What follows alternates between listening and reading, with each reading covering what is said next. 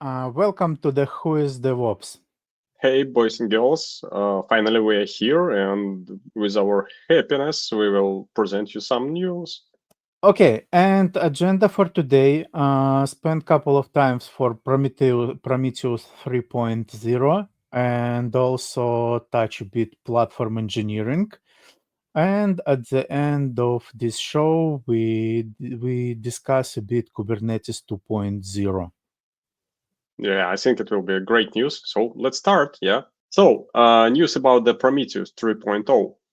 Firstly, it will be about the native histograms. This give us a better accuracy when working with metrics and like latency.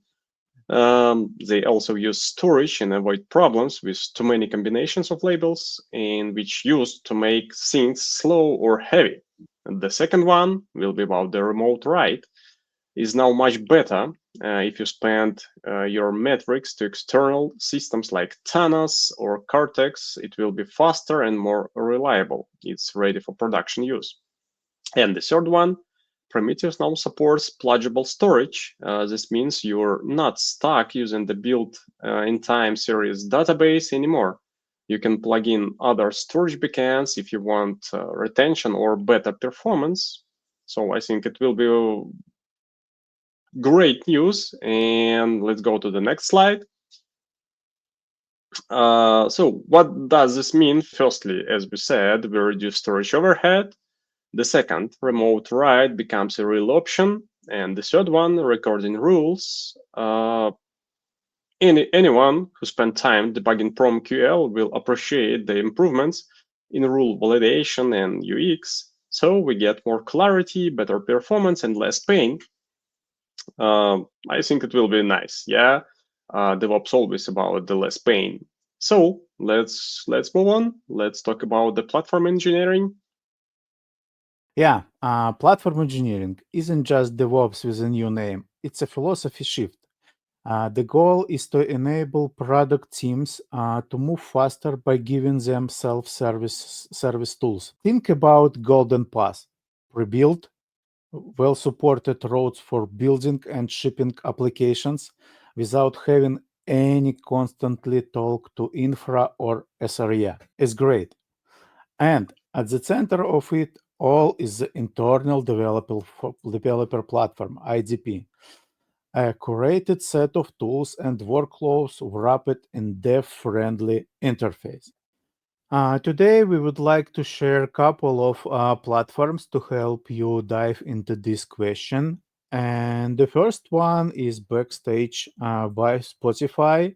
It's an open source developer portal designed for streamlining software development process. It centralized service discovery, documentation, reusable golden pass template, and enhanced collaboration by creating unified developers experience. The second one is Crossplane, a powerful open source infrastructure as a code platform enabling unified management of infrastructure across multiple cloud providers. It uses Kubernetes style APIs, simplifying orchestration and providing a consistent workflow for infrastructure provisioning.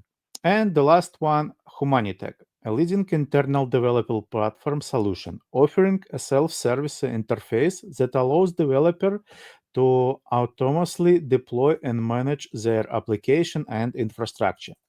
It emphasizes automation, scalability, and developer productivity by abstracting complexity away from operational tasks. So, these three tools can help you start with platform engineering tools. Go ahead, test it, share your feedbacks with us. So thank you very much, Vitaly, for the news. And let's move to the next slide. Yeah, let's make Kubernetes great again. Yeah, potentially. So Kubernetes 2.0 isn't officially released. It's still in a concept, but it's one with a real momentum behind it. Yeah. So what is the goals? Yeah.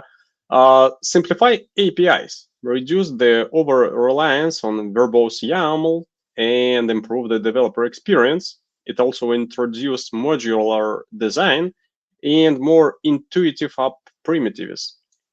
Instead of writing deployments, services, and ingresses separately, you define an application object that handles it all. And the backend could evolve too, yeah, replacing etcd with something simpler like Kind or even SQLite. So like all the DevOps wondering, yeah, one button solution. And what does this matter? Yeah, because of many teams are blocked by the complexity of operating Kubernetes at scale, YAML fatigue, fragile templates, brittle upgrades, and real issues. etcd, while powerful, is a sharp tool and it's hard to run well. So Kubernetes 2.0 ideas suggest a shift toward a more opinionated, stable, ALTS-backed platform that's easier to reason about. And if you ever felt like Kubernetes is 20% too complex, this vision is aimed right at you.